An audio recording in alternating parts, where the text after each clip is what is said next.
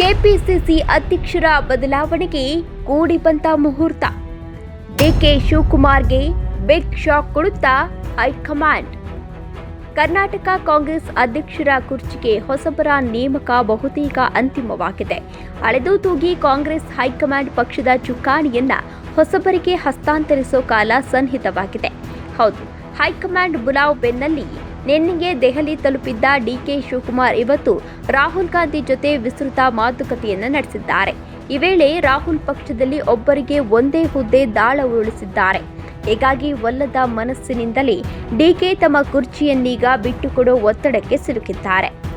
ಒಂದು ಕುರ್ಚಿ ಕಾಂಗ್ರೆಸ್ನಲ್ಲಿ 16 ಆಕಾಂಕ್ಷಿಗಳು. ಇನ್ನು ಡಿಕೆ ಶಿವಕುಮಾರ್ ಈ ಹಿಂದೆಯೇ ಪಕ್ಷದ ಅಧ್ಯಕ್ಷಗಿರಿ ತ್ಯಜಿಸಬೇಕಿತ್ತು.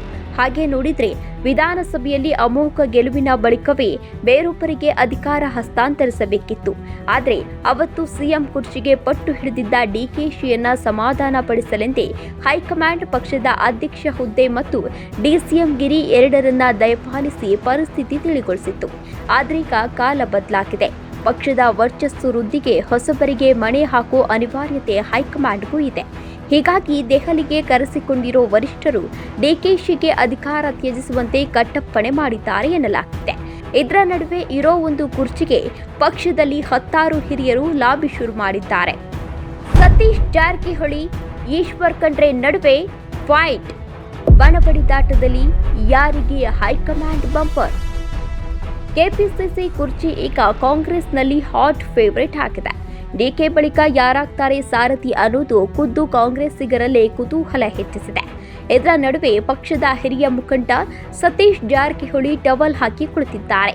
ಸಿಎಂ ಡಿಸಿಎಂ ಜೊತೆಯೇ ದೆಹಲಿಗೆ ಬಂದಿಳಿದಿರುವ ಸತೀಶ್ ನನಗೊಂದು ಅವಕಾಶ ಕೊಡಿ ಅಂತ ಖರ್ಗೆ ಮುಂದೆ ಮನವಿ ಮಾಡಿದ್ದಾರೆ.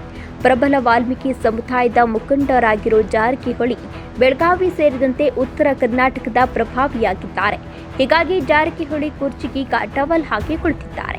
ಇತ್ತ ಈ ಬಾರಿ ಕೆಪಿಸಿಸಿ ಗಾದಿ ಲಿಂಗಾಯತರಿಗೆ ನೀಡಬೇಕು ಅನ್ನೋ ದೊಡ್ಡ ಕೂಗಿದೆ. ಈ ಕೋಟಾದಲ್ಲಿ ಹಿರಿಯ ನಾಯಕ ಈಶ್ವರ್ ಖಂಡ್ರೆ ನಾನು ಆಕಾಂಕ್ಷಿ ಅಂತಿದ್ದಾರೆ.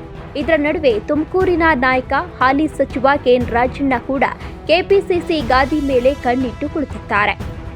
ಡಿಕೆ ಶಿವಕುಮಾರ್ ಚೆಕ್ಮೇಟ್ ಇಟ್ರೆ ಗೇಮ್ ಚೇಂಜ್. ಕೆಪಿಸಿಸಿ ಅಧ್ಯಕ್ಷ ಗಾದಿಗೆ ಕೇಳಿ ಬರ್ತಿರೋ 2 ಹೆಸರುಗಳು ಸಿದ್ದರಾಮಯ್ಯ ಬಣದ ನಾಯಕರದ್ದು.